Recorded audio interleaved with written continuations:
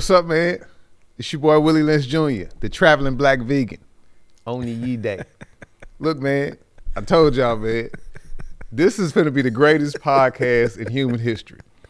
We talking comedy, politics, health, nutrition, plants, midgets, babies hiding. We talking about a bunch of shit, and we interviewing legends, like some of the greatest people to ever do whatever they supposed to do. And today is no difference, man. Like the brother that I'm finna interview, my guest right now.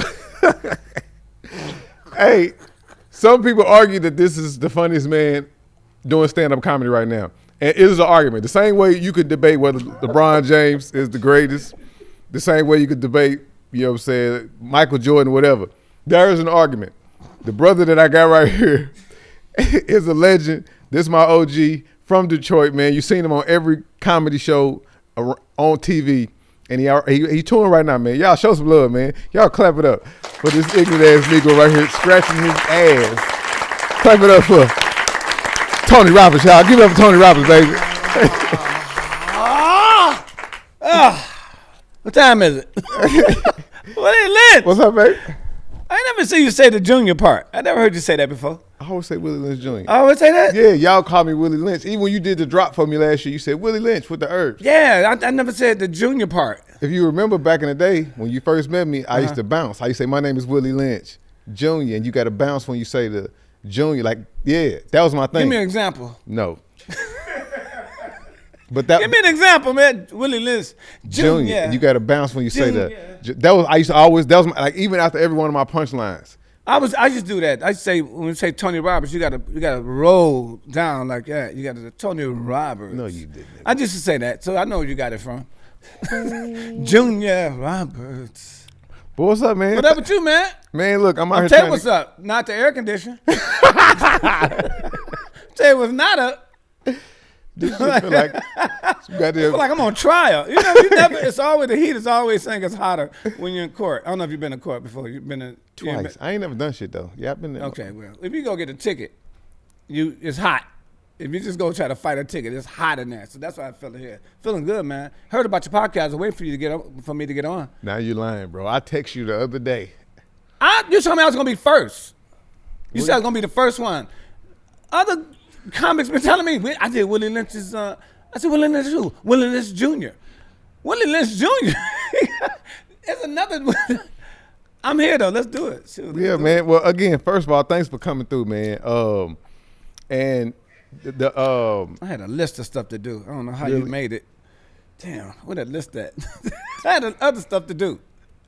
Make sure I'm at the kill this nigga. We recording, and you got the fucking. Anyway, but what's up, man? Look, I want to know. Just tell me who you are, where you come from. How did the journey get started, bro? Like, Tony T. Roberts in the house, people. If you don't know me, if you just heard of me, welcome out your coma, because I've been doing this for a minute. I'm one of the OGs. But I wasn't even trying to be a comedian. Really? That's everybody asking me, did you go on stage? Were you funny in school? But I had that mama that would come in this. Everybody remember back in the day. I don't know if you old like me, but if you was going to school in the 70s, your mama could come into school and punch you in your mouth and leave. Yeah. And that's all. It's all to it. You know, the teacher tell you did something wrong. There's no teacher conference. There's no waiting after school. My mother come. She worked at Chrysler for 35 years. My mother, if you're doing something wrong in school and she working 10 hours a day, she got to get off the job. She come, buff her breast down here like she had two hernias. She had no bra on, had a hairnet and a cigarette on the side. Where the fuck is he at? That's what my mom. Hey. Walk in there, bust me in my face, shake me a little bit, sit me down. She said, call me if you need something else, and she leave. That's where I come from. So I wasn't no funny, no clown in school. My mother's too strict. But on the streets, as a teenager, young boy, bam, couldn't touch me. She used to Joan a lot. Yeah, man, we had to. What are you talking about? I had the girls. I did it for the girls. I was funny for the women, you know, to have a little girlfriend. Every time I have a little girlfriend, I wanted, we'd go to the basement parties. We used to do the joint. I don't know if you that old. We did the basement parties like Kid and Play back in the day, the little house parties and everything. My mom them call them quarter parties. Woo! Ah, that's deep. Your mother real deep with their. Yeah, with my mom and them area, they call them quarter parties. The quarter party. You pay a quarter? You pay a quarter to get in. No, you pay $5 in this one. Ain't no quarter. Well, they way older than you. No, yeah, okay. And so Water. Now where you from, G? Detroit, Michigan. You know I'm from Detroit, people. Who don't know that? Once again, welcome out your coma. If you don't know, I'm from. I wear everything. I wear Detroit. I got my Hawaii hat on today. I didn't really put my, You just got back from there? Yeah, no. I got a lot of. I do Hawaii a lot. I got a tropical wife. We live on the beach. What? You been to Maui? Come on, man. That's 4 times a year.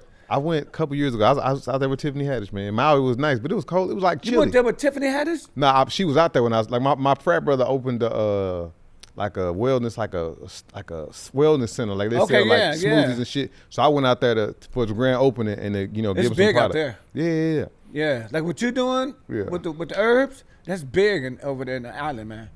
If you had a chance to go over there, I mean, I don't know how it would be for you to go distribute. That's the plan. Distribution thing, but it's big over there. Yeah, it's big. They do it, but they don't. You're on another level. Yeah, Yeah, he get a man pregnant. If you take the right herbs, you're gonna miss your period. You better get ready to name him and get ready to be on the news. This nigga here. No, man, but I'm gonna tell you how it happened for me, man. First of all, I did 10 years in the Army before I did comedy. Right out of high school, I went in at 19 years old. Went in the Army. I went to Korea, Germany, Texas, Oklahoma. I had to get out. I wanted to start comedy. I wanted to start it. I didn't want to do that no more. Yeah. I was too silly for them. So I tricked my way through the Army and got ranked. I was just an actor. At one point they gave me a lot of rank. They gave me 2 trucks full of explosives and a tank and 60 people. I was the wrong nigga to be in charge of that.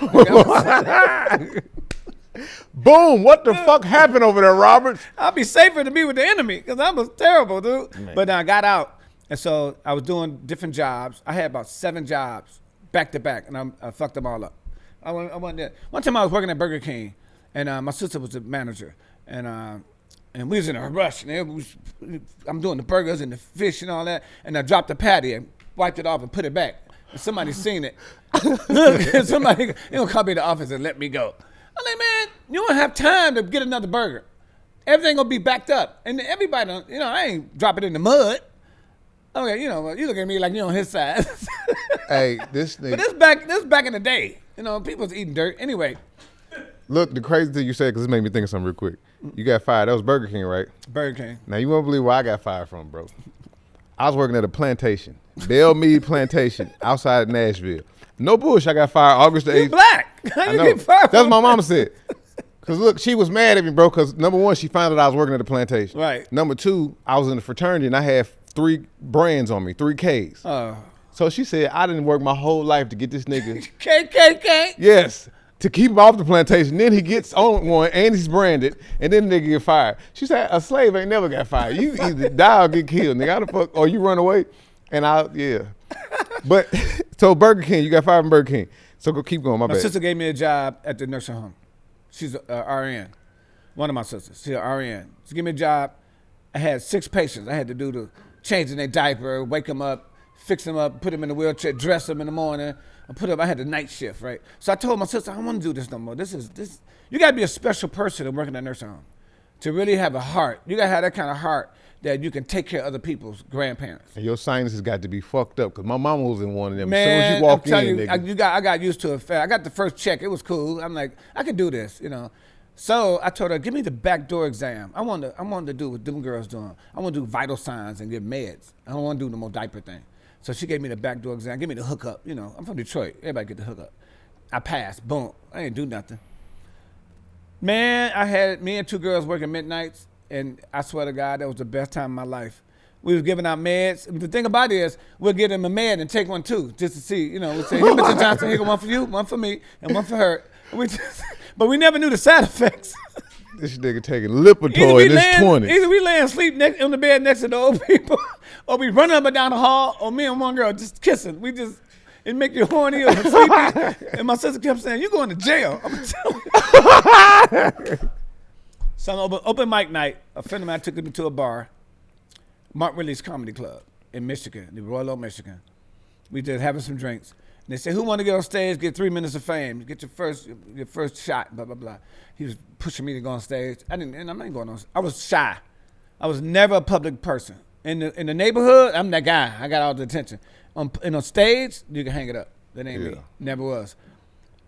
I bet him $50. He bet me $50 I wouldn't get up. So I got up. I didn't do that, but talk about him, talk about my family. I ain't had no jokes at all, but I had the energy. I was laughing more than them. Yeah. So I got off. He bought me a little book. It said, I'm going to go look for some open mics. I did maybe 3 open mics. And this is where it kicked off at. A guy came up on me and said, I want you to do 5 minutes at a hair show while we tally up the scores. We give you $250. I make that in a week at the nursing home. $250 for 5 minutes. I thought he was lying. He gave me half the money. I went up there, did 5 minutes of nothing. I had really nothing. That day, I sat on the bed and counted the money and laid it out and quit my job the next day. And I told my sister, she said, you got to give us a 2-week notice. I said, well, notice I ain't here for 2 weeks, bitch. I'm never doing this again. I'm never working again. And went poor as shit. That's how I met Spanky Hayes, Howie Bell, Joe Blunt. What year was this? 1999. I thought you were doing comedy before that. No, 1998. No, not 98. I mean 1988, 89. Yeah, I was gonna say nah, bro. 89, yeah, Okay. because I got. It was like 6 of us together, comics. That's when Mike Bonner, Downtown Tony Brown, Steve Mitchell, Bill Hill, Tommy. These are guys who done Def Jam. And then we were looking up to them. You know, they was running the show. Comedian Downtown Tony Brown was the catalyst of comedy. He's the guy that broke the barrier and got all the black comics into the white rooms. He was the first one, but he was batshit crazy. But he was funny as shit, dude. Yeah, I saw it said on Man. So we all, we went poor. Me, Kool-Aid, Spanky Hayes. We stayed in a 1-bedroom apartment. It was 3 guys. We had all we had was clothes because Spanky was a booster, so he steal all the clothes. Yeah. And all we had was chump change from the bars we got, and all we had, girls want to let us use their cars. They want to be with us. The guys want to be us. We were funny, but we was poor. So we got evicted 4 times. What we do, back in the day, was you on the flyer, the landlord see the flyers. Oh, yeah. So we celebrities. He said, yeah, you're good. He thought we were making money. So he put us in an apartment. And then 4 months later, the sheriffs come on his way to evict us. We got evicted 4 times. So we take everything we can hold and go over to a friend's house, put this in their house. And then we get another apartment the next week. We just show the flyer. That's how things was back in the day, man. It was gruesome. I mean, poor. And then every time something come around, we audition for it. Did nobody get nothing. I was the first one that got TV out of the group. I got... BT Comic View. Okay. And what year is this? 93. Okay. 94, 93, I go to Comic View. 3 months before I go on, I pop my Achilles. So I got a cast on my leg. So I go up there with a cast on my leg. You know how my style is, how I get down on stage. Yeah. I do a flip, and me. I get up there, I can't move, so I got to do everything verbal in my hands. I can't move. 94, they had a award show. From that one performance, I won the Robert Harris Award for Most Original Comic of the Year. First time ever on TV. I got the plaque in my mama's house right now. Speaking of my mama's house, she got a den right now with me and all my exes. The whole den. Every time my wife go home to visit, she goes, oh, wow, this is something. Yep, from all girlfriends, ex-wives, girlfriends, baby mom, all that. Everybody together with me and my family. My mother won't let it go. So that was that. The next year, Tina Graham, the godmother of comedy, she the one that had to go through Spotted You to go to get seen for Def Comedy Jam. Yeah. So she told the guys about me 2 years in a row, and they said, I know that guy, Tony. He's not seasoned enough. He's not ready for this. So the 3rd year, okay, let me back up. I mimicked one of my idols is LL Cool J. Right, and I remember my career, started my career with the way he did. You remember Crush Groove? Mm-hmm. Remember they blocked the auditions? They said no auditions, we closed. And he bowled his way through and just started, give me a beat, blah, blah, blah. And he got the part. So that's what happened to me. She sent me to Chicago for open mic night. I live in Detroit. She said, we got auditions. It's 18 people going up. Out of the whole Def Jam season, they're looking for one more spot to fill. 18 people going up. My agent, Parita Carson, at the time, drove 100 miles an hour to get me to Chicago.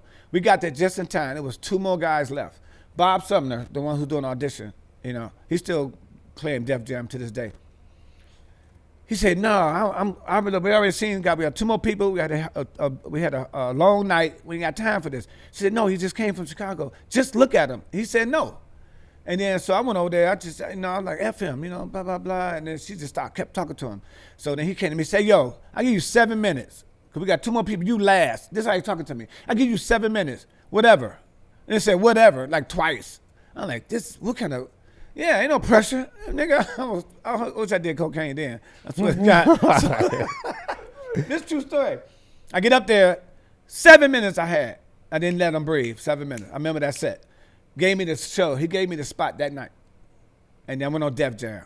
And that's when everything just, okay, here goes another story. I'm on Def Jam. I get there. The night before, I find out we got a launch party. We got Cedric, DL, all the greats, the talk show hosts. Arsenio? Steve Harvey. Steve Harvey, yeah. We used to with the wig. I did the So everybody's coming to me because I found out I was the first one out the gate for the first taper. And Russell, see my energy, he wanted me to go up. I think that was a bad idea, right? So everybody was coming to me. What's up, New Jack? You got to kick it off. Don't let us down, boy. What you gonna do? Everybody was telling me this. So of course I didn't get no sleep all night. I'm pacing the floor, bit my fingernails down to the 3rd knuckle. I'm talking about I am done, right? So I get there. I'm in my dressing room. There's a knock on the door. I said, come in. I'm pacing the floor. I don't know what to do. I'm forgot. I can't remember my jokes. Russell Simmons come in. He said, hey, what's going on? I said, what's up, motherfucker? This is how he talked to me. I swear to God. What's up, look, motherfucker? Let me tell you, motherfucker said you were nervous and shit. I don't never put a motherfucker in a spot where I don't think he can handle the motherfucker. You know what I'm saying? Because I'm a bad motherfucker. You know what I'm saying? I said, yeah. And she's spitting on me. Yeah, sir. So he left. I'm like, shit. Fuck. This nigga, the CEO comes in here telling me I better, fuck. I'm all over the place. Another knock on the door. I said, come in. I ain't even looking. Motherfucker Spike Lee walks in. He said, how you doing? I'm Spike Lee. I said, really? You think you need to tell me this right now? I know you, man. I'm sorry, Mr. Lee. I'm sorry, man. I'm just, I got to go up. He said, I know how you feel, man. I wonder, I got this hat in my Crooklyn baseball jersey. I wonder what you wear it for me. My brand. And I just ripped my shirt off while he was looking at me. Just looking in his eyes. Took the thing. What? You can see on Def Jam right now, 1994. You can see 1995. You can see me wearing the Crooklyn jersey. Yeah. And he signed it for me. It's still in my mom's house. But after that, I was done. I went to New York. I signed a 1-year deal with Russell Simmons, and the rest is history, man. All you gotta do is stay funny. After that, you gotta stay funny, and then other guys start getting BET. I did 8 more comic views. The last time we did Comic View was 2 weeks before Katrina hit. We did it in New Orleans. Yeah. And I did this joke. I hate I did this joke, but I thought it was funny at the time. I had met Rosa Parks, like a year before that. I said, from Detroit, home of Rosa Parks. What's up? Everybody, some people clap. What's up, the D? I said, yeah, she getting old, boy. She wrote a book called What Bus? So... a lot of people laugh at. Some people didn't know how to act, didn't know how to react. And so, a month later, she passed away. So, Comic View hadn't came out. So I figured, they look at everything. They edit it you only do the whole time. So I said, they're gonna see that joke. They're gonna edit it. Who would let that? Boom, it aired. Here come the joke. I said, I'm from Detroit, Rosa Parks. I just did this. And after it happened, and it was aired. After it happened, I got 200 calls, man. It's like, damn, what was you thinking? This Rosa Parks. It ain't like I slapped her. Yeah. I mean, when I did the joke, she probably would have laughed if she seen it. If she, she would. I don't know. That's comedy. I got too many stories. I just don't want to, block your interview. Oh no, you good, man. I'm an Aries. I wear a size 9. I just want you to tell you stuff about me. I like water and vagina. Did you ever do the Bay Area competition? Yeah. How did that go for you? And when did you do it? I did the Bay Area competition. Me and Deion Cole used to do bogus tickets. We had 2 guys that gave us airline tickets just for a tenth of the price. I mean, 90% cheaper.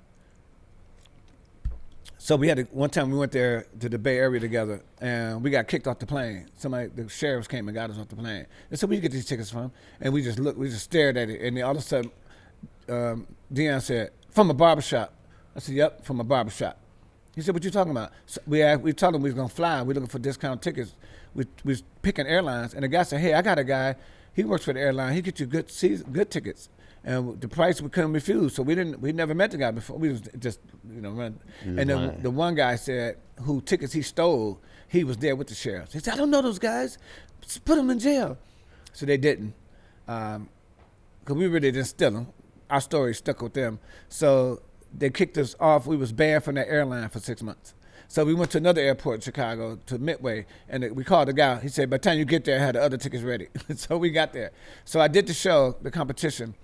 I came in second. Who beat you? Mike Bonner. But this the rigged part. This is how I found out all competitions are rigged, all of them. I beat him down. Even Lavelle Crawford today will tell you Tony won that. Everybody will tell you I won. But if you win, they rep you. They sign you. So they wanted to sign him. So no matter what he did, he's gonna win. So, but this deal, if you win, the next year you host the whole thing. I host. They had me host it. This how bad it was. I do a couple of jokes between people. I was killing them. The third day, beginning of the third day, no, the second day, the beginning of the second day, Tony Spires had everybody, all the people, the comedians, all in one room. He said he was mad because everybody was trying to be cute and nobody was funny enough. Yeah. So this is a true story, man. He said, "What y'all doing? You motherfuckers supposed to be comedians. These people ain't even laughing. They paid their money, and you out here fucking around trying to be cute, trying to get some bitches. What you doing? Tony the funniest motherfucker, and he's hosting. How you gonna win? He hosting." Nigga, that's hilarious. Every time somebody come on stage, I go, "Ka, ka, ka. Y'all ready for another?" I had the guns loaded, dude. I never forget what year? Because I'm trying to remember when Mike won. Do you remember the year that Mike won? It wasn't 93. No, I was living in New York at the time too. So I won't go there in a second. Because I did it in 2010, 2011, and I won in 2012. Yeah, the Bay Area Black Comedy Competition. I won that bitch. It was not. Did you? Yeah, 2012, nigga. Get out of here. Yes, sir. Because they took a break from that and they brought it back. Nate Jackson won it in 2010, my first year. Okay. Then Insane Wayne won the second year. Okay. Now, I got booed the first year in the finals. Wait a minute, you got booed and came back and won? They didn't remember you? But look. I'd have booed you again. But what happened was, so I was new to comedy again because I had been doing it off and on since I was a kid. Right. But I started back in 2009 in St. Louis. And I was getting on stage so often, and I was getting so many reps because the older comedians were beefing with the comedy club owner. You remember D. Lee? Yeah. Yeah, and nobody was coming to the club, so now I'm getting all this stage time.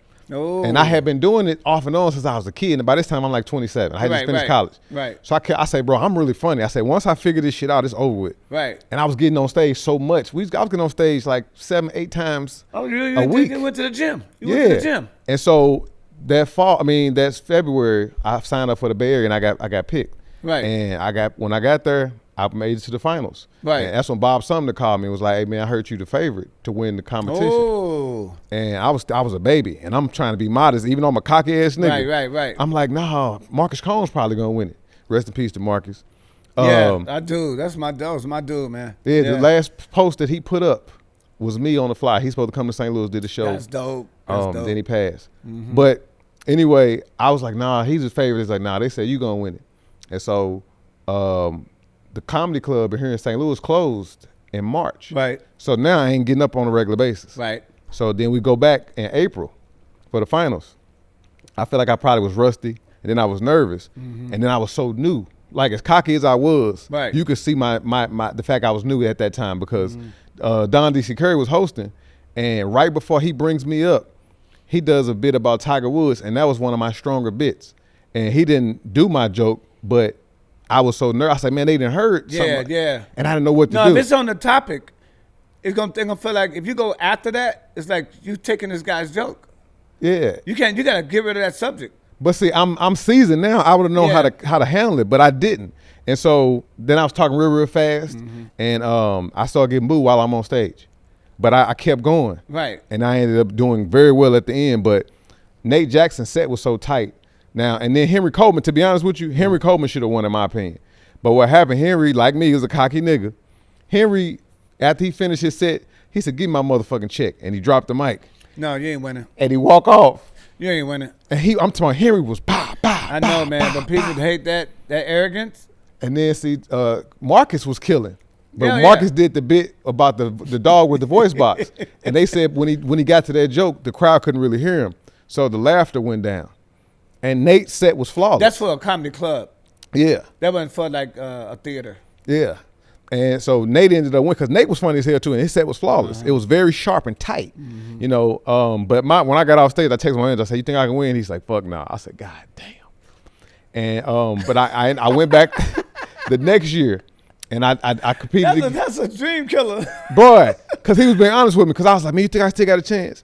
So I went back the next year, and I thought I won. I knew I won, but they gave it to Insane Wayne in my opinion. But Insane Wayne ripped.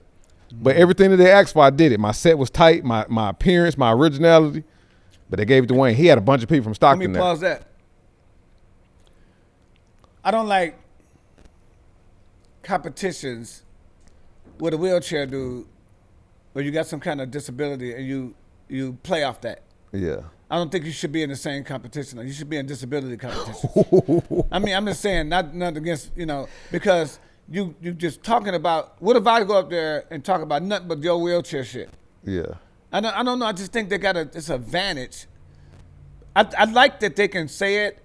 If you're in a situation got a disability and you play on that, that means you got that comfortable with it where you can turn it into comedy. Yeah. And I think that's a genius shit for them to do that. But it's hard.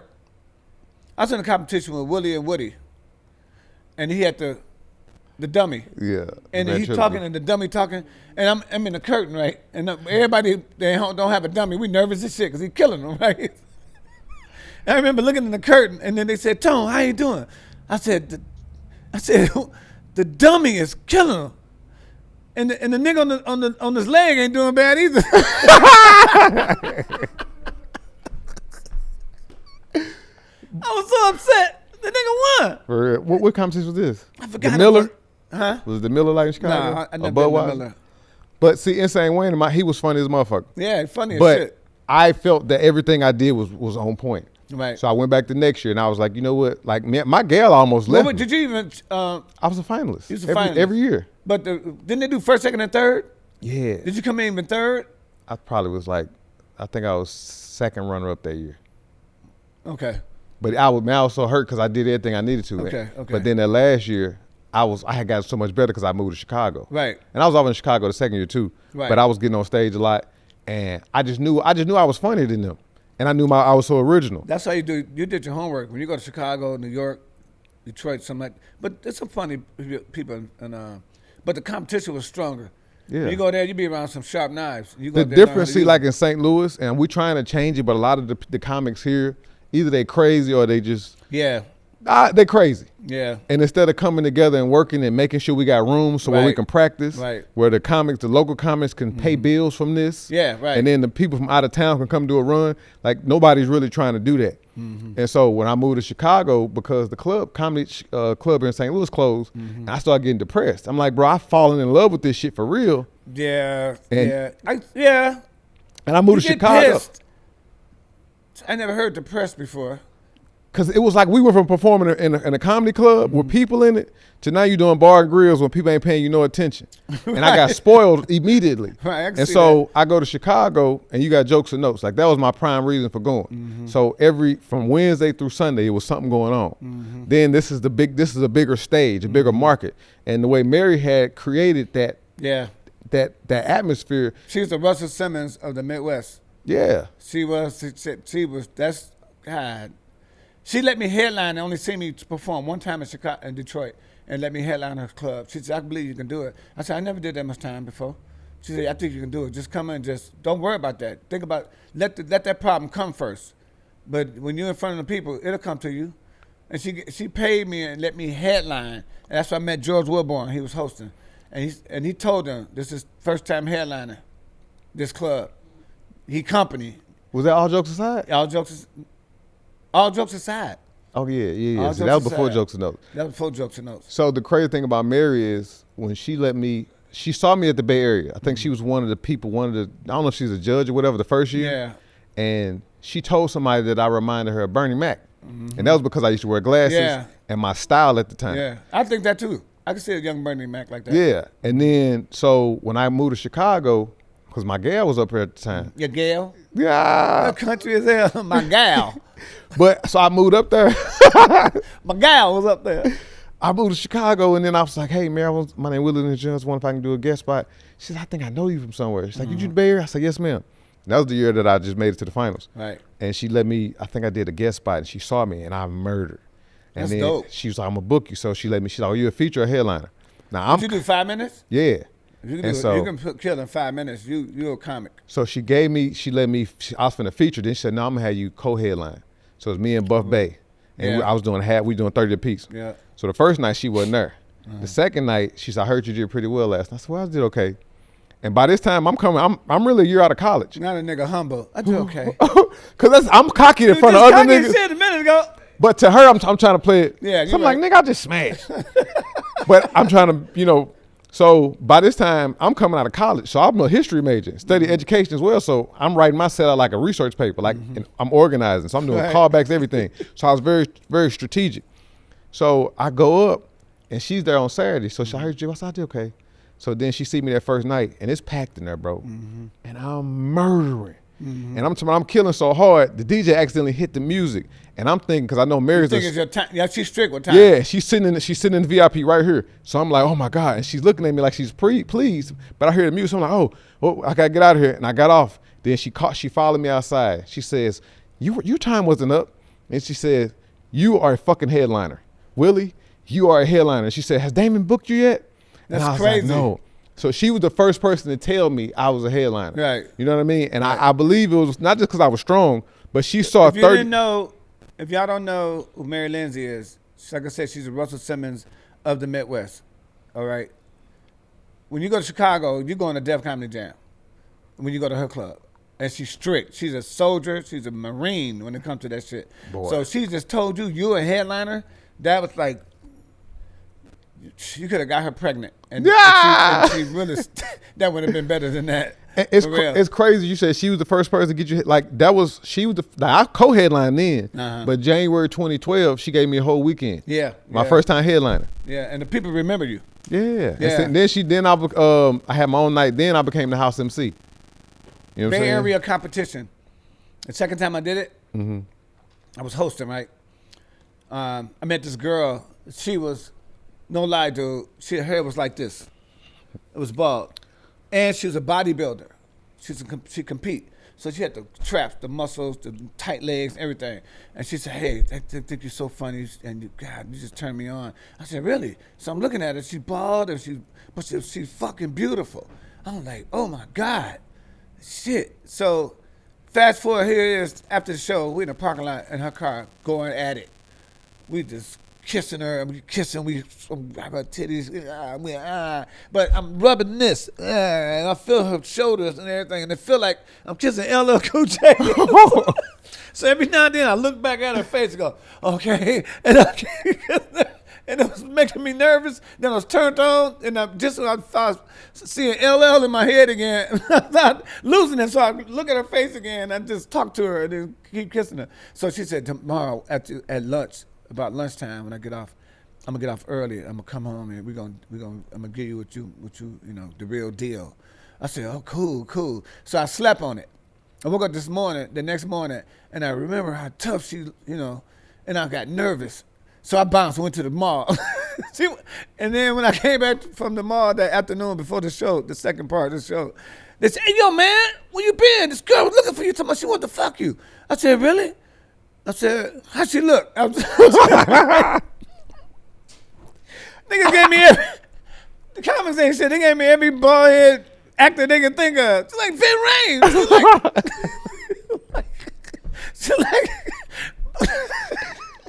She's like they named all kinds. I said, "Y'all ain't shit." I said she was hot though, but she had looked like a beautiful like somebody else bald. It was Captain Kirk or somebody bald, man. It was bananas. But man, she was fine. That when you said Bay Area, that she came in my head. I thought you was gonna say who it was. No, I thought it was Flame Monroe because. I'm about to. No. hey, I'm just podcast is over with. I thought you was about to tell us some real shit on this. I say this nigga finna go. Hey, tell you know us. what? Flame Monroe Got some good pussy. we were gonna do her whole story, or his whole story, her story. We was gonna do the whole story from where it began, because the story is crazy. I mean, raised 2 kids, but when she at home, she wear the big sweaters, big hoodies and stuff, so you can see the breast thing. The kids, she raised a kid. It was like 10, 12 years old, whatever. Send them to school and everything. She come home, they do the homework, blah, blah, blah. Had a nanny. Boom, she go out and do the flame thing. Been shot, was selling drugs, went to prison, got let out of prison because everybody. But when you go in there as you, the man, but you can do what you want when you're in there. So he had the flame thing went on. So they had to cause 2 riots because they was trying to marry him. Ugh.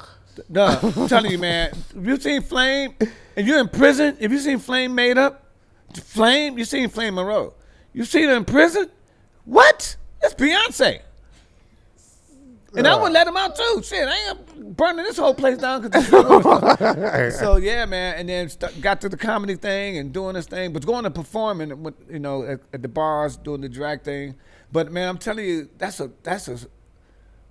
story. That's a crazy story, and there's never been aired. I don't think nobody sat down and took all the notes and made it happen. As far as the LGBT thing going on now and all the rights and everything, we overcoming all that. How big it is, that's to be the topic. He had a crazy story, and I was gonna do the story, but my friend, she was a comic, but she was more of a writer. She passed away, and then the whole thing just diminished. Who was that? What's her damn name? My wife would kill me. I feel like calling my wife right now. And I'm feeling embarrassed because it's one of my best friends. Shit. And I try to forget that she even passed. It's like it just messes with me when I think about it. I gotta call my wife now because I gotta get it. So, go backwards. You talked about New York.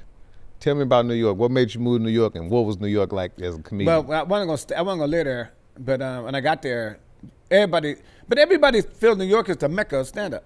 Yeah, Lance says differently, but go ahead. Yeah, I don't know why he said that. Because Lance's perspective.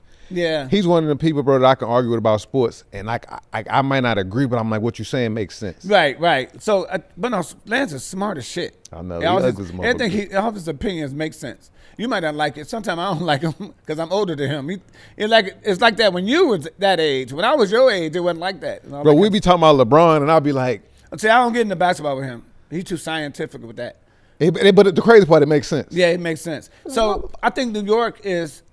I think between New York and L.A., who do you like stand-up wise? Going to do your stand-up, New York or L.A.? Definitely New York. New York. Yeah, New York. The vibe is hard. The vibe is straight to your face. The vibe you can't run away and try to hide behind some type of what do you call that? Interpretations. Mm-hmm. You're interpreting people, some accent, or you can't hide. You got to be real funny. You just got to be raw funny in New York. It's like that in Detroit too. Detroit don't have nothing to lean on. Yeah. We don't have the southern accent. We don't have the New York yo. We don't have the sunny talk about with celebrities and all that, the movies and all that. We don't have none of that. We just flat funny. That's how St. Louis is. Yeah. Y'all got a southern twang to y'all thing though, a little bit, but we don't have that. So I think New York, when I got there, they already knew me when I got there. Yeah. I hooked up with Talent. That was the go-to. He's the king of comedy to me in New York. So I hooked up with him. He took me into all the clubs. By the third week, I was Tony Roberts. I wasn't Talent's dude no more. I was Tony Roberts. And boom, I just showed them who I am. I went hard. I mean, hard on their ass. And me and Talent was running the whole shit. Me, Talent, Bob Stapleton, Capone. But when I go in the room, because the thing about it is people say, why your comedy's like this? Well, back again, when we talked about before, I'm shy. When I'm on stage, if I hear any silence, I get nervous. Even today. That's why I hit you, and while you're thinking about it, laughing at it, I'm on another one. If I don't never go around, yeah, you know what I'm saying? So who from here and who not? I can't have it that quiet. I gotta hit him. And it's like Robin Williams. He was like that. Yeah. Robin Williams, he was shy as shit. You know who else is real shy? I heard Eddie Murphy like that. Eddie Murphy's like that too. But he's not shy as Richard Pryor was. Richard Pryor, you ever see how he'd be talking and just sitting in this, because he's nervous. When it's too quiet, he's staring at him. That's how I am. That's why I keep running around and act shit out. I act shit out so I don't have to look at the crowd. I just do my thing. That's interesting. Yeah, people don't know that. Talon was telling me a couple years ago, he was telling me a story, I think the day you moved in. He said you was down the street. He saw you bagging a truck up with some shit. You was like, out of the whole big ass New York with 20 million people, I moved down the street. I said, yeah, I'm on 5th Avenue up in Mount Vernon. He said, I live on 5th Avenue. He said, come outside. I had the U-Haul truck and everything. Looked at him. It was bananas, dude. So how was the money in New York then? Was you getting bread out there a little bit? Not right away. You don't never work for free. You don't care if you open up, if you first, they give you something. Yeah. So they give me $50 here, $100 here, and then you get, then by 3-4 months later, I'm getting $400-$500. But then in New York, you can get 3 shows in a night. Yeah. If you go say, I got to go up, but I got to go second because I got 2 other shows. And don't nobody want to go behind like that if you strong. But the owner don't care. He wants you in there. The people in there. You do that show, get in the car, do that show. From that way, you want to catch a train to Brooklyn, get off 2 blocks, do that show, catch the train back, get your car. So you'll leave out at 5 in the afternoon, you come back 2 in the morning to do 3 shows. Now, did you get into any comedy clubs, or were you just at the rooms? Yeah. I did Madison Square Garden. I was doing Caroline's. Okay. I'm doing New York stand-up. Stand-up New York. Stand-up New York. Yeah. Now, I did the Cellar. I do shows there. Well, now of course now. Nigga, I was I'm talking never about booked. Yeah. I never got booked in the Cellar. They had the Uptown Comedy Club. Yeah, that was Harlem. Yeah, so we definitely had booked there. Kevin Brown. I did all the shows. But then when I was doing it, I was constantly on the road, so I did do a lot of them. Yeah. So I do them in the weekdays, and then when I have a first weekend off, I do the shows. But I was getting my money on the road. So a friend of mine was working, he did Def Comedy Jam the first 2 seasons or something, 1 season. But he never stuck to comedy. He became a writer. So I was in Chicago doing some shows. He came back and said, hey, I'm writing for Burger King right now. And I pitched him a commercial, a campaign, and they got you all over it. They want to meet you. I said, they want to meet me or they want to audition me? I said, no, they want to meet you. They already seen your stand-up. I got the idea from your stand-up. So I did a 1-year contract with Burger King. And it's on YouTube right now. And it was like, first class, baby. And I was in the first class. And the joke was, I'll be in first class for the first time. When people go by, I said, go back there, get up, get your ass back there. Go back in the back. Eat your peanuts and all that. So Burger King took that, made that, and then they did 3 series. And I did a year. I traveled with the CEO of Burger King. I would go to different cities, and a bunch of people that franchise the Burger Kings, they're sitting in a suit. I'd be in the middle with a microphone in my suit. And they say, well, this is the campaign we got for our national blah, blah, blah. He said, but I don't think this guy funny enough. What y'all think? And people started getting nodding. And I jump up, first class, baby. And I go up there and do like 7 minutes of comedy and then leave and go to the hotel. I get on his jet and we go to another city. We did 12 cities. And this was around what time, what year?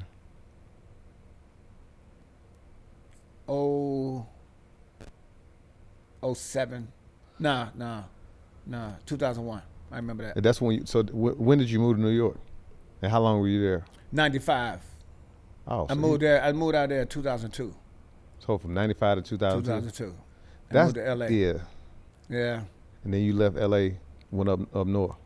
But I went to LA. I stayed in LA and did that. I didn't move up there until I met my wife in 2009. Okay. Yeah, yeah. But when I moved to New York, I was doing drugs. I had a drug problem, and people didn't know that about me. But they knew I drank and kick it. But I was doing. I didn't know you since 2010. I ain't never seen you drink No. smoke. 2010? Yeah. Nah. I got 26 years clean and sober right now. Yeah. Weed, liquor, crack, Weed, liquor, coke. cocaine, crack, bitches, no needles and none of that shit like that, no pills. I was scared of all that. Yeah, me and about 7 comics that you know that's all clean now. But when I stopped in 99, I was in New York. I went to Detroit, went to a center. My boy, I got 3 friends that own rehab centers. I went to a center. The 3rd day I was in there, I was in there for 2 months. The 3rd day I was in there, you ever had God? You ever felt God? Facts. I was clean. No cravings or nothing. But I stayed for the whole 2 months. I called my parents. I called my sisters in Detroit. I called my wife, my ex-wife that was in New York with me. Send me mostly all my clothes and send me so much money and send me 17 cartons of cigarettes. And all my friends and people, they'd send me. I just get stacks of giving them out to guys who didn't have nothing. And I was like the patriarch to them. And I was doing speeches for them. And they going to centers. And I go do comedy in the clubs and the thing. But I told them I vowed to come back and spend the night here. I had my little room. I was giving out fades. I was the guy. I was like the hero.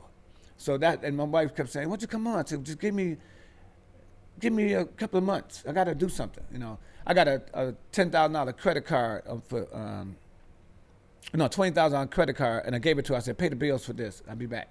And I came back. That's when God showed up. You talking about everything I touched was fire. And then I had to move to LA. I got Mike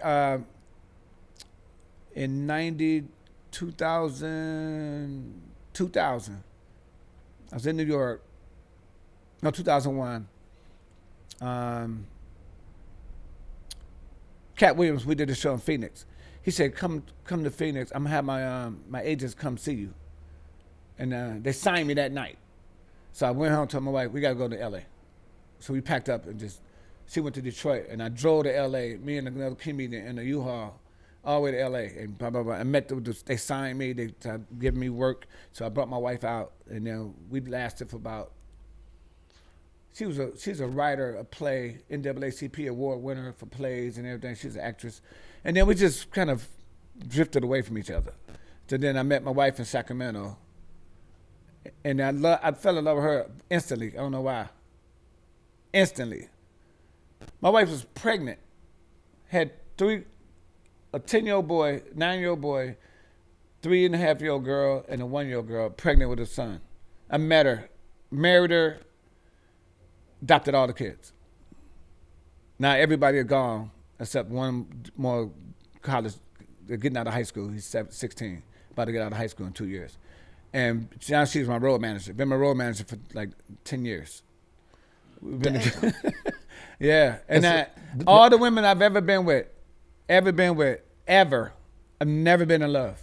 I realized that. When I met my wife, that's now, with the kids, I don't know, something happened. I fell in love with her. And then I realized I've never been faithful ever to nobody. Never. I didn't think that was possible. Yeah. Until I met my wife. So you gave up the drinking. Gave up bitches. everything. Gave up all the groupies. But my shit on fire. Yeah, I didn't know that about somebody told me that you used to drink. Yeah. But I ain't. It was drinking was cool. I didn't like a lot of weed. And then the cocaine just paranoid us, but it was the thing to do back then. And we used to be that's when we was on Greyhound buses and we'd all get in one car and drive all the way to Pennsylvania. And we'd stay up like 2 nights straight and then we'd sleep for a day and a half. And then it was just, we weren't making a bunch of money, but we didn't need nothing. Everything we needed, we never bought a lot of drugs or alcohol or cigarettes or nothing. People give us stuff. Yeah. Everybody wanted it was like being a rock star. It was crazy. I remember at the House of Comedy back in the day, I think I was featured for Rod Man. And I'm young and I'm killing, bro. I get off stage. This white dude, come up to me. I guess he's Italian. He say, "Hey man, you fucking hilarious, man." I said, "Man, appreciate it." He said, "You want to do a bump?" I don't know what the fuck he's talking about. I'm thinking he's talking about busting a blackhead or something. Oh, goddamn, doing a dance. And I'm like, nah, I'm cool. He said busting a blackhead. Bro, the nigga go in the bathroom and he come out and he was like, woo, this club is fucking amazing. And I'm like, what the fuck? Then I found out it was cocaine. But I can see how being an entertainer, somebody offering you that shit and then you just take that ride and be, you know what I'm saying? Yeah. So it's dope that you bounce back from that because, you know, I got my own story because my weed got laced. Oh, and, really? Yeah, bro, that shit. Yeah. I just celebrated on the 31st of March. You know, that was my 20th anniversary of deciding not to commit suicide. Because I've been funny my whole life. I was little Anthony, who was the class clown. Right. Ever since I was a little kid, bro. Like, my first time on stage doing stand-up, I was 14. Right. You know what I'm saying? So even in elementary school, I went to A.M. Jackson Math and Science Academy. It was a smart, gifted school. I was, you know, at the end of the year, they give you class clown, best dressed, most popular. Right. They gave my partner class clown and gave me class comedian, which showed that this is a distinction. Yeah. He's actually a comedian. And so I went from being the life of the party to all of a sudden just being sad, bro, and this shit would not leave. That's crazy. Yeah, I was like that for 2 years. I've never been like that. Yeah, bro. For some reason, even when I was, only once, I remember Christmas Eve, me and another guy was in his basement, and it was one of my boys from back in the day, and we was getting high, and I just dawned on me, like, I went with my family, my sister, my mom, and all them. I can go over there and do the Christmas thing. I'm just sitting here. I just got so tired, and I just laid back and went to sleep. But I remember waking up, and I was out of it. But I never really been like, I've seen people in depression. I heard about it. I've never been there before. See, I've been depressed where, like, okay, my gal leave me or some shit. I'm like, oh, what am I gonna do? She broke my heart. But this was something like I couldn't shake it. I'm like, man, what the fuck? It's like I was having anxiety attacks. You know what I mean? Yeah. I went from being, I was in college. We had a 4-bedroom apartment, and we shared the common area. And these are all my partners from East St. Louis. Right. Except for one of my partners, Ty. Ty played football for University of Illinois. So I would come out my room just doing silly shit. Like walking around with my dick in a Steak and Shake cup. I was silly, bro. You know what I'm saying? I was playing pranks all the time. And all of a sudden, bro, I couldn't do none of that. It's like I would stay in my room and I was like this. And they laughing at me thinking I'm playing, but I say, bro, something wrong with me. And I was a barber. Like I was literally, that's how I made my living. I had taught myself how to cut hair. I was like, I had like all the clip equipment that a regular. So have you ever cut hair in a bad mood? Like, was you like in that one of those states and you? It was so fucked up that I knew my equilibrium was off. Like I couldn't, like you said, you should cut. You know how you be able to line somebody's hair up like crispy corner? Yeah. It's like when you're a barber, you're an artist. And it's like you got this blank canvas and you say, okay, this is how I'm gonna line him up. I'm gonna fade him this way. I'm gonna cut this much off the top. You can see it. But when I got sick, I couldn't see none of that. And that was a part of the thing that made my depression worse. I'm like, bro, I used to love, I was a barber. I loved it. I can't do it no more. People coming in paying me $10 to cut their hair. I'm paying my rent. Then all of a sudden niggas stopped coming because I'm fucking them up. Then I couldn't be funny no more. I ended up going to Nashville, went to school down. I transferred from where I was at in Champaign, Illinois. Right. I transferred to Nashville at Fisk. If you remember, I opened up for you at Jazz and Jokes. That's how I first met you. No. I met met me you at the Ambassador in St. Louis. That's where I met you at. Yeah. And then we did the show. Jazz and Jokes, yeah. But I'm in school down there, and I had just transferred. And this is a prestigious black college. And I'm so pissed off because I'm like, I'm insane right now, and I can't be myself. And that's like crazy. It was like a cloud over my head, G, and it wouldn't leave. It's not like, okay, I'm just sad because I just lost some money or you know, somebody stole my car. It was like, bro, I had a feeling over me that was like it was raining over, and it just wouldn't stop. Let me ask you this: do they have meds for that? Like they got commercials for that now? Yes, they gave me. I was on Zoloft. I was on like maybe 75 milligrams. Oh, really? Yeah, and then I felt better once I finally started taking it. But then I felt like I wanted to kill myself. Like I was like, I ain't sad no more, but I'm ready to die, bitch. It was like that. That's an odd feeling. Bro, it was bad, and I was like that for 2 years. Was that running anything but running your family? So some stuff happened with my dad back in the day, and this nigga gave me the worst advice ever. Cause my daddy, I'm like my mama. Like I'm a social butterfly like my mama, but my mama is still like a recluse. Like my wife ain't. Yeah. So my mama, she know everybody and she like to talk, but when there's a lot of people around, she'll leave. my daddy he don't really be around like that. He'll chill at the crib with his wife and watch old ass movies. Yeah. But my daddy used to be down sometime, you know, because he a black man and shit going on. Yeah. And I remember him, I said, Daddy, I said, I ain't never tell you this, but I said, something wrong with me. I was like, I think I'm going crazy. I'm sick. I'm down in Nashville at this prestigious black college, bro. And my mama, the day she dropped me off, her last words was, nigga, this it. Because I have messed up so many times at the junior college, she paying my rent. I'm just partying, drinking, smoking, hooping. And so I got all this pressure on me. Right. You know what I'm saying? And so I'm trying to do well, but I'm going crazy. You about to tell me what your dad's advice. I tell my daddy, I call my daddy because it's bad, bro. I say, I'm calling him, I'm crying. And I said, Daddy, I said, I don't know what's going on. I said, I'm depressed. And remember, I'm more like my mama. And my daddy said, well, son, you just getting old. Now you turning into me. I said, nigga, I don't want to hear that. That was his healing analysis. And I'm telling my mom. Now. Yeah, and I'm like, no. You me. And I'm telling my mama, I'm like, Mama, I didn't want to tell her at first because I'm like, I got to tell you I've been smoking. Because I thought it was weed. And she's like, nah, you just depressed. My mama a nurse, so they put me on medication. So they was finna March 31st, 2005, I was about to commit suicide. And I called her because it's the last time. I'm like, Ma, I can't take it. I said, I ain't funny no more. I said, I don't know what's going on. God, that's crazy. Man, it was making me insane because I'm around people at school. Right. And I used to be the nigga that was the life of the party. So it's niggas Joan and me, bro, and I can't say nothing back because something wrong with my brain. Right. And I'm pissed off. And so I was like, then I'm in school and I got all this work to do because this is a prestigious school. I'm a history major, so I got to read all these books, and then we ain't doing no multiple choice for no exam. Right. You got to write all of this out, so you have to read. So I was like, I can't take it. But you're doing all that's depressed? Yeah. And I was ready to commit suicide. He was depressed. He wasn't stupid, but still depressed. But you can't think, and then anxiety. So here go an exam, and all I'm thinking is if I flunk, I'm gonna get kicked out of school, and my mama gonna be mad. Now you gonna kill yourself then. So I called my mama, and she was like, I'm gonna fly you home. Now this is a one-way ticket. This is the day of, so this is a $500 ticket for me to leave Nashville to come to St. Louis. And they took me to the hospital, and they evaluated me and stuff, and they couldn't find nothing wrong. But I said, nigga, something ain't right. I said, I'm sad all the time for 2 years. I said, I feel like my equilibrium is off. I said, I'm walking and I'll walk into a wall. I'll be, just walking on campus and my head will be down. And they couldn't find them. And so they was like, we're going to put you in the psych ward. And I was like, hell no. No. Because here's the thing about my mama, then we're going to wrap this up. My mama taught me how to Joan, bro. Really? To this day, I walk in. I got a whole bit about my mama, bro, that I used to do when I was in Chicago at Jokes and Notes. And I was like, man, I said, my mom's here. She's in the crowd. Get off my mom. Everybody started clapping. And I said, I've been wanting to tell my mama this for years. I said, I love you. You took care of me when my father left. You put me through college. You saved me from committing suicide. And I said, I've been wanting to tell you this since I was a child, from the bottom of my heart. From the bottom of my heart. Now, mind you, everybody turned around looking for my mom and they clapping, they standing up. I said, you look like Al Sharpton. Nigga, it's pandemonium.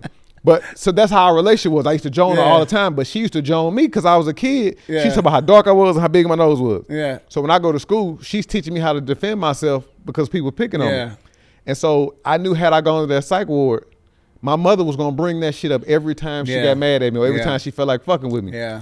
And so what I did was I didn't go no more. I mean, I didn't go to the psych ward.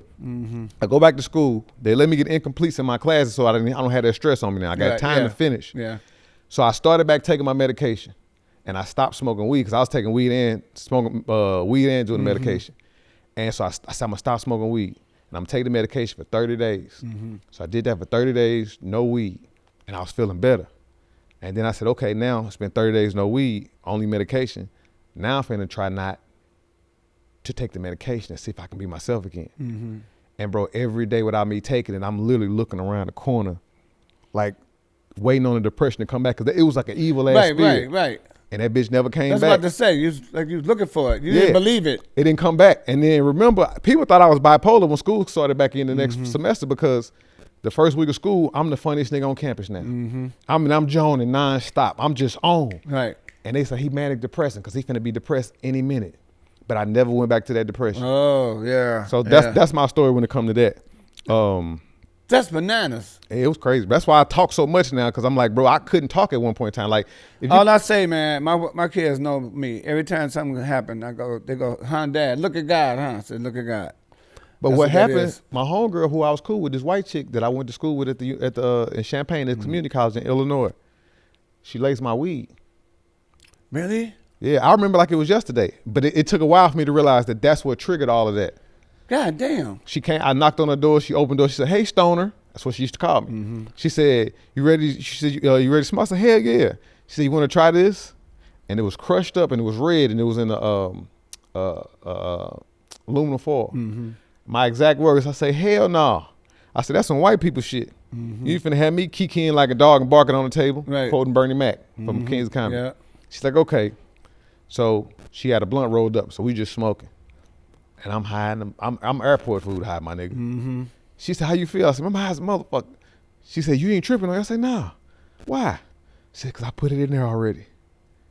And that happened. Bro, I was so mad, but nigga, the weed was so good, I just kept smoking. Yeah. And I, like a couple weeks later, bro, everything just went downhill. Like I just literally just like this. And so I survived all of that, you know. And So you think that triggered all that shit you just told me? I know it did. That's crazy. Cause like I'm talking about, bro, I thought I had a stroke. For the longest, I was telling people that I had a stroke I because wonder how many people it happened to that. Like it didn't happen to her. she Some white. people just, that's funny. The crazy She thing, white. what I learned about black people, we got melanin or carbon so Yeah, concentrated in our yeah. brain that it makes anything, because carbon, remember, it's the base of all life. And carbon is like a whore when it comes to the biochemical world, like Right. chemistry, because everything comes to carbon. It like, it pulls to it. And that's why, like, if you got like a filter in your house, it's a carbon filter. It pulls all the bullshit to it, so it clean. That's crazy as shit. So we so dark because that's what make us dark. The carbon, the concentration of carbon. So we got so much carbon in our brain that if you do some drugs or some shit, it sticks with us more than it does white folk. Like it get them too, but it's just hard of us to get off of this shit. But it messed me up bad, bro. That's crazy, dude. Yeah. You know what? I have major celebrities that I was working under offered me some drugs, and I never took it from them. I didn't want them to see me doing drugs. While you was doing them? Yeah, I was doing drugs, but I never did drugs with them. Like some real big names, and they put me on a card with them. They go, "Yo, young man, you want little fella or young comic or whatever?" I go, "No, I'm straight. I never did drugs. Nobody famous. I refused it. I'm talking about somebody real big too. I said, no, I'm good. Ooh. And I wanted to get high, I didn't do it. I couldn't do it. I didn't ever want to be that close to them that they see me getting high. Not even drinking. I never took a shot with them. I don't know why. I just never did. And I've been into some places where I used to do this joke about you ever think somebody rich until you meet somebody richer than you ever thought. And I was at a basketball game. We was all in the VIP, and it was like, "Tom, how you doing?" I said, "Good." I said, "What do you do?" I said, "I'm a comedian. I've been on this, I've been on that." And it was like a little white dude. I said, "So what do you do?" He said, "I own Thursday." And my ass got moist. I'm like, "Oh my God, this nigga richer than shit." Nigga, I was like this. That nigga said I own Thursday. Every time Thursday come around, I get paid. What the fuck you mean? Right after Wednesday leave, nigga, I get a motherfucking ding cash up hit, nigga. Oh shit, damn, dude. So before we're gonna wrap up, get you out of here. Okay. What's some advice that you would give to a young comedian? Stop thinking something ain't funny, because when you do a joke, half the time when you're doing the joke, half your mind don't think it's funny. That's why you don't do it right. Half the mind don't think it's funny. The other half don't think the people gonna like it. When you do a joke and you try it out, half your mind don't think it's funny. That's why you don't give it, like the creativity not there yet. Half the people don't. They don't want to hear it. That's what's going in your mind. So you're getting 40, maybe 20%, 25% of the joke out, trying it out. But if you just fuck them and just do it, the shit gonna come out and then they gonna laugh and all that shit gonna come together. That's why I could try a new joke tonight on this big stage I'm going on. I could try a new joke and put it out there like it did it before. I've done it. Yeah. That's what the OG Tyler Craig, I remember asking him in Chicago at Jokes and Notes. I said, "Man, how do you do a new joke? What's the advice you can give me as a young comic?" He said, "Willie, you do a new joke just like you do an old one. With confidence, nigga." He did Yeah, like you that. do. You gotta have the confidence. Yeah. Cause they could tell you ain't got it together. You're gonna miss something out of it or something. And me and Lance, we'll work on a joke. But we've already did the joke. to each other. We laughing. He's laughing. It'll come out of nowhere. It comes from a conversation. And I say, oh, damn, I'm going to try that. Okay, put that in it, but don't forget that part. Remember you just said that part. Yeah. And then it's already done. And see, that's a part of comedy that most people just don't get. Like, I teach the comedy class at Helium. And I didn't know that. Yeah, man. I've been asked to teach a class 8 weeks. Yeah, I think mine like 6. I mean, how much they pay? I get half what they pay. Be like $400. Okay. Something like that, I don't know. But my definition of a joke is a well thought out idea that's intended to be funny. Yep. And that's why I say comedy is an intellectual art form. Like the funniest comedians, the greatest comedians are brilliant. Like they could have been rocket scientists or engineers because they're thinkers. Like with all the material you got, at certain times, certain places that you shouldn't tell that joke, whether it be at this show or at this juncture of your set. Like I remember I did a show, I was headlining at the Kansas City Improv. I ended up getting high because somebody that was close to me had just passed, and I hit the weed, and I was just real distraught. And I told a joke that I was gonna do, but I didn't mean to start off with it. And it was a room full of older white people. Most of them was like Trump supporters, if you will. I know one lady was for sure. And I was talking about my earrings. I said, yeah, my earring just as fake as democracy in America for niggas. And I said it before, and it always hit. But for me to come out, and it was already, I had my opener was black, and he was doing a lot of black stuff, and me come out and talking about racism, these people are like, oh, we gotta listen to this shit for a whole hour now. And the crowd was like this. But by the time I got rolling, they was on my side. 'Cause I started talking about herbs and shit. They was with me. But my point is I had to be a thinker. And smoking took my thinking away. So funny. You gotta know when, comedy's a thinking sport. But I want people to know that when you see a comedian, give him a little praise, because I was told by a white lady before that comedians are cartoons. We done been slapped against the wall. We done been into some of the roughest areas, and we still here. No other form of entertainment requires a response immediately, except comedy. You can play a guitar, you can sing, dance, magic. You don't know if half the people don't like you while you're doing it. You need a response right away in comedy. That's why it pays so much for so little time, because that's the hardest form of entertainment in the world. Can't nobody touch it. It's a motherfucker, man. But you one of the greats, bro. And I don't know. It's hard for me to accept that. You ain't got. I'm telling you, bro. Put it like this, G.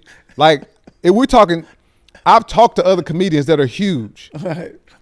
Don't nobody want to follow you. You know what I'm saying? Then you one of them cats.